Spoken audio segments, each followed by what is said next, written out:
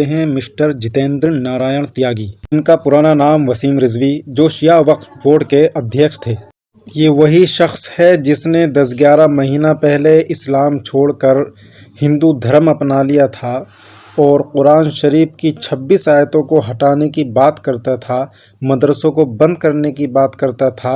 कुल मिला के इसने अल्लाह और उसके रसूल के ख़िलाफ़ एक मोर्चा खोल रखा था, लेकिन अल्लाह ने उसको ऐसी सज़ा दी कि सबसे पहले तो उससे इस्लाम धर्म और उसका नाम उससे छीन लिया गया, और इस्लाम में जहाँ उसको आबे ज़मज़म जैसा पाक पानी मिलता था, उसकी जगह ये आज़ाब उसको मिला है कि आज वो गोमूत्र का सेवन कर रहा है।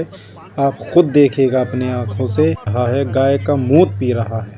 इसलिए कुरान शरीफ में आता है वतइज़्ज़ु मन तशा वतुज़िल्लु मन तशा। अल्लाह जिसको चाहे इज़्ज़त दे और जिसको चाहे ज़िल्लत दे। अल्लाह जब जिसको ज़लील करता है तो ऐसे ही ज़लील करता है। अल्लाह ताला हम सब के ईमान की हिफाजत फरमाए, और हम दुआ करते हैं कि वसीम रिजवी को भी ईमान की तरफ लौटा दे, उसको हिदायत दे। यकीनन ये इसके लिए ज़िल्लत है, इज़्ज़त का मकाम नहीं है। तो तीनों देवताओं के नाम पर इस फल का नाम संबोधित किया जाता है गोमूत्र। अच्छा, इसको थोड़ा थोड़ा अगर सब पान करेंगे, आपको भी कराऊंगा और सबसे पहले हम भी करेंगे। सबको दे दो। अकाल मृत्यु हरणम सर्व व्याधि विनाशनम गोमूत्रम पिस्वा पुनर्जन्म न विद्यते। पुनर्जन्म न विद्यते से गौमूत्र का सेवन करके भगवान विशाल की यात्रा शुभारंभ होगी।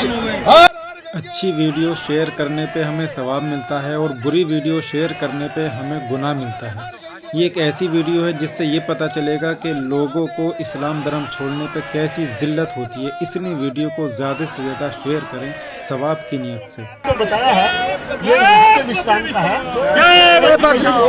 बाकी है। ये जब यहाँ से आगे चलता है विभिन्न नगरों में, तीर्थों में